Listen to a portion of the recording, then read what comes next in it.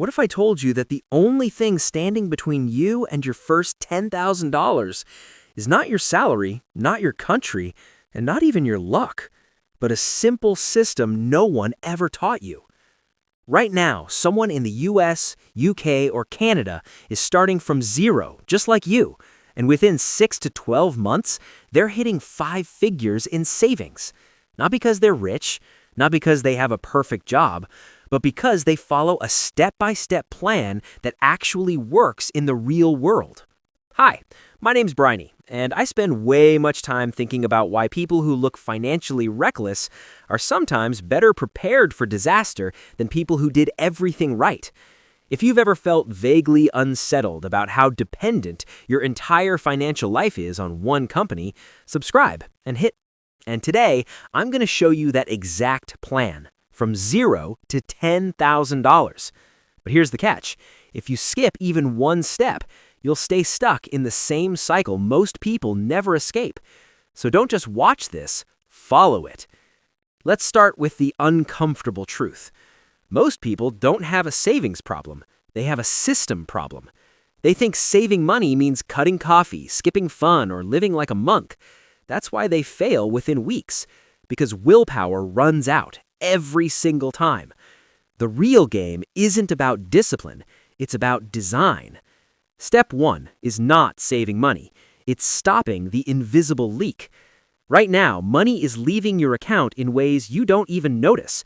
Subscriptions you forgot, small impulse buys, random spending that feels harmless in the moment but adds up to hundreds every month. Before you even try to save, you need to plug those leaks. Here's what you do. Open your bank app right now. Go through the last 30 days and don't lie to yourself. Every time you see a payment that didn't actually improve your life, mark it. You'll notice something shocking. It's not the big purchases killing your savings. It's the small, repeated ones. This is where your first money comes from. Not extra work, not a raise, just awareness. Cutting even $5 a day gives you $150 a month. That's $1,800 a year without doing anything extra. That's step 1. Now, step 2 is where most beginners mess up. They try to save whatever is left over. And guess what? There is never anything left over, because spending expands to fill your income. So instead, you flip the system. You pay yourself first. The moment money hits your account, a portion of it disappears into savings automatically. Not manually, automatically.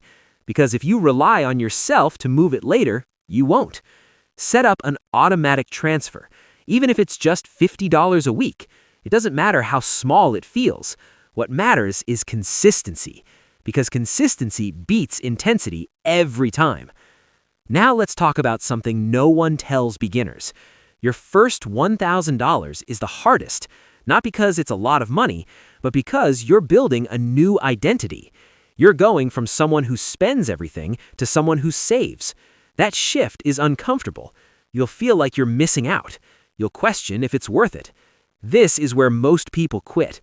But if you push through this phase, everything changes. Because once you hit $1,000, you gain momentum, and momentum is everything. Now, here's step 3, and this is where your savings start accelerating. You need to increase your income. Cutting expenses alone will never get you to $10,000 fast. There's a limit to how much you can cut, but there's no limit to how much you can earn. This is where beginners get overwhelmed. They think they need a business, a degree, or some special skill. You don't. You just need to start. There are 3 simple paths you can take. The first is turn clutter into cash. And the third is a simple side hustle. Freelancing, delivery apps, online gigs. It doesn't have to be perfect. It just has to bring in extra money. Even an extra $200 a month changes everything. Because now you're not just saving, you're accelerating. Now, step 4 is where your plan becomes real. You create your first milestone. Don't aim for $10,000 immediately. That feels too far. Instead, break it down. $1,000, then $2,500, then $5,000, then $10,000. Every milestone gives you a psychological win, and those wins keep you going. Because saving money isn't just math, it's emotional. Now, here's something most people ignore, but it's critical. Where you keep your savings matters. If your money is sitting in the same account as you're spending, you will use it. So separate it. Create a dedicated savings account, one that's slightly harder to access. Not impossible, just inconvenient. Because friction protects your money, and protection builds growth. Now, let's talk about step 5, the turning point. This is where you go from slow progress to exponential growth. Once you hit around $2,000 to $3,000, you stop thinking like a saver and start thinking like a strategist. You begin asking, how can I make this money grow? Now, for beginners, this does not mean risky investing. It means safe, simple options. High-yield savings accounts, basic index funds, low-risk growth. The goal is not to get rich fast, it's to build momentum safely. Because losing money early destroys confidence, and confidence is more valuable than returns at this stage. Now here's the part no one prepares you for. There will be setbacks, unexpected expenses, emergencies, moments where your savings drops. And when that happens, most people give up. They think they failed. But you didn't fail. You just experienced reality. Saving money isn't a straight line. It's messy. The difference between people who reach $10,000 and those who don't is simple. They keep going. Now, step 6 is the multiplier. Once you've built the habit, increased your income, and protected your savings, you scale it. If you were saving $50 a week, push it to $75. If you were earning an extra $200, aim for $300. Small increases create massive results over time. This is where your timeline shrinks. What felt like years becomes months. And then something interesting happens. You stop chasing money and start controlling it. Now, step 7, the final step, identity shift. By the time you're approaching $10,000, you're not the same person anymore. You're disciplined, you're aware, you're intentional. And that's the real goal. Because once you become the kind of person who can save $10,000, you can do it again, and again, and again. That's how wealth actually starts, not with millions, but with the first $10,000. So if you're at zero right now, that's not a disadvantage, that's your starting line. And if you follow this plan step by step, there's only one direction you can go: up. Now, here's what I want you to do next. Don't wait for tomorrow. Don't wait for the right time. Start today. Check your expenses, set up your first automatic transfer, find one way to earn extra income. That's it. Most people never even start. But here's where things get interesting. Because now it's not about starting anymore. It's about not stopping. And this is exactly where people quietly fall off. Not because they're lazy, but because progress becomes invisible. In the beginning, everything feels exciting. You cut expenses, you see quick wins, you hit your first few $100s, maybe even your first $1,000. But then, it slows down. The excitement fades, and your brain starts whispering something dangerous. This isn't working fast enough. That thought alone has killed more financial journeys than anything else. So step 8 is understanding the boring middle. This is the phase between $1,000 and $5,000, and it feels slow. You're doing the right things, saving, earning more, being disciplined, but the results don't feel dramatic anymore. And that's exactly why this phase matters the most, because this is where consistency becomes your superpower. Not motivation, not hype, just repetition. Every week you save, every unnecessary expense you avoid, every extra dollar you earn, it stacks, quietly but powerfully. Now here's a trick to survive this phase. You need visible progress. Because humans don't stay motivated by logic. We stay motivated by what we can see. So create a visual tracker. It can be as simple as a note on your phone or a chart on your wall. Every time your savings increases, update it. Watch the number grow. Because when progress becomes visible, it becomes addictive. Now let's talk about something most people ignore, but it's silently draining their money. Lifestyle creep. This is where your income increases and your spending increases with it. You start earning more, so you upgrade your life. Better food, better gadgets, more comfort. and suddenly you're back to saving nothing. This is a trap, a very subtle one, because it feels like progress, but it's actually keeping you stuck. So here's the rule. Every time your income increases, your savings must increase first, not your lifestyle. If you get an extra $200, at least $100 of that goes straight to savings. No debate, no exceptions.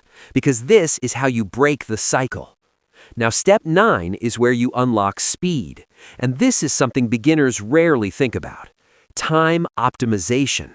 Right now, you probably have small pockets of wasted time every day. Scrolling, watching random content, doing things that don't move your life forward. Individually, they seem harmless, but together, they're costing you hours every week, and those hours could be turned into money. Imagine this, 1 extra hour a day focused on earning. That's 30 hours a month. Even at a modest $10 an hour, that's $300. That's not small, that's powerful. So instead of asking, how can I save more? Start asking, how can I use my time better? Because time is your highest paying asset. Because when everything is optional, nothing gets done. Here are simple examples. I don't eat out more than twice a week. I save at least 20% of any money I receive. I don't buy anything over $50 without waiting 48 hours. These rules remove decision fatigue. You don't have to think every time. You just follow the system, and systems create results. Now let's address something important: comparison. You're going to see people online making more money, saving faster, living better. And it will mess with your head. You'll feel behind. You'll feel like you're not doing enough. But here's the truth. You're not competing with them. You're competing with your old self. If you're better than you were last month, you're winning. That's it. Because financial growth is personal, not public. Now, step 11 is a mindset shift that changes everything. Stop seeing saving as restriction. Start seeing it as freedom. Every dollar you save is a piece of your future freedom. Freedom to leave a job you hate. Freedom to handle emergencies without stress. Freedom to make choices instead of being forced into them. When you see it this way, saving stops feeling painful and starts feeling powerful. Now here's where things start accelerating again. Around the $5,000 mark, something shifts. Your money starts working with you, not just from interest or growth, but from behavior. You're more careful, more aware, more intentional, and those small changes compound fast. Now, step 12 is where you prepare for the final stretch, from $5,000 to $10,000. This is not about doing something completely new. It's about doubling down on what already works. Look at your last few months. Where did your progress come from? Was it cutting expenses? A side hustle? Better discipline? Find your strongest lever and push it harder. If your side hustle is working, scale it. If cutting expenses help the most, optimize further. Don't reinvent, refine. Now let's talk about one of the biggest mistakes people make at this stage. They get comfortable. They slow down because $5,000 feels like a lot, and it is. But comfort kills momentum. So stay focused, stay intentional, because the next $5,000 will come faster than the first. Now here's a powerful concept. Your environment matters. If you're constantly surrounded by people who spend carelessly, who don't value saving, who normalize being broke, it will affect you. Not immediately, but gradually. So you don't have to cut people off, but you do need to protect your mindset. Follow content that reinforces your goals. Learn from people who are ahead of you. Stay in environments, even digital ones, that push you forward, because what you consume shapes what you do. Now, step 13 is about resilience. There will be moments where you feel tired, where you question everything, where saving feels pointless. This is normal, and it doesn't mean you're failing. It means you're growing. So when that happens, don't quit. Slow down if you need to, adjust if you must, but don't stop, because stopping resets everything. Now you're getting close, closer than most people ever get, and this is where your belief system changes completely. You start realizing something powerful. Making money is possible. Saving money is possible. Building wealth is possible. Not for other people, for you. And once that belief locks in, there's no going back. Because now you know what you're capable of. And that's dangerous in the best way possible. Because a person who understands money is a person who can change their entire life. And you're almost This is where everything you've done starts to pay off in a way that feels real. Not just numbers on a screen, but control, confidence, momentum. You're no longer guessing, you're executing. And here's the truth most people never reach. The last $5,000 feels completely different from the first, because now you're not building from scratch. You're stacking on top of a system that already works, and that changes everything. But right here, right before the finish line, there's a hidden danger: complacency. You've come so far that it's tempting to relax, to slow down, to reward yourself a little more than you should. And while small rewards are fine, losing focus now can delay your goal by months. So step 14 is controlled intensity. Not burnout, not obsession, but focus. You tighten your system. You track your money more carefully. You eliminate distractions. You treat your goal like it matters, because it does. This is temporary pressure for long-term freedom. Now let's talk about something powerful. At this stage, every decision has more weight because you're closer. Saving $100 now doesn't just feel like $100, it feels like progress. It feels like movement. And that feeling is addictive. So use it, lean into it, because this is where you can accelerate faster than ever before. Now, step 15 is a strategy most beginners ignore, but top performers use instinctively: income stacking. Instead of relying on one extra source of income, you layer multiple small ones. Maybe you have your main job, plus a side hustle, plus occasional freelance work, plus selling unused items. Individually, they may seem small, but together they create a powerful flow. $100 here, $200 there, $50 somewhere else. Suddenly, you're adding $500 to $1,000 extra per month. And when that happens, your timeline collapses. What once felt like a long journey becomes a short sprint. Now, here's something you need to understand clearly. At this point, your problem is no longer lack of money, it's optimization. You already know how to save. You already know how to earn more. Now it's about doing it better, faster, smarter. So step 16, audit your system. Look at everything: your expenses, your income streams, your habits, and ask one simple question: what can I improve by just 10%? Not 2x, not perfection, just 10%. Because small optimizations at this stage, you're no longer someone who hopes things work out. You're someone who makes things happen. You're intentional, disciplined, focused. And this version of you doesn't disappear after $10,000. It stays.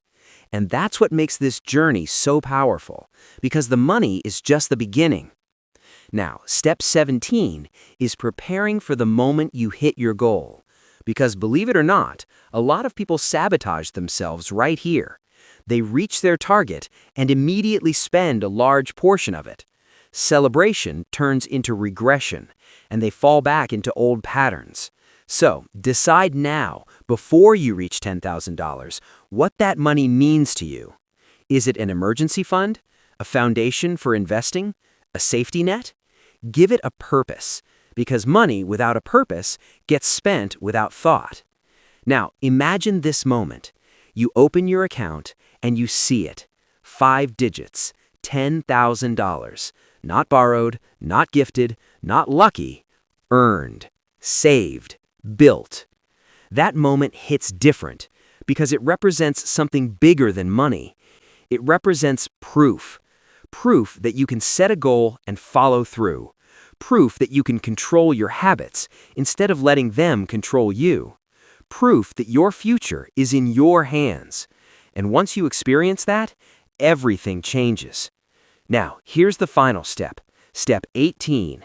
And this is what separates people who stay at $10,000 from those who build real wealth. You don't stop. You don't slow down. You don't go back to old habits. You evolve. Now your goal shifts from saving to growing, from $10,000 to $25,000 to $50,000 to $100,000. Because the system you built doesn't have a limit, only you do. So remove that limit and keep going. Now, let's bring this full circle. You started at zero. No system, no structure, maybe even doubt. And now you have clarity, a plan, momentum, and most importantly, belief. Because at the end of the day, this was never just about money. It was about becoming someone who can create results again and again. So, if you've made it this far, there's only one thing left to do. Take action. Not tomorrow, not next week, now. Because every day you wait is a day you delay your progress, and every step you take moves you closer to a life most people only talk about. $0 to $10,000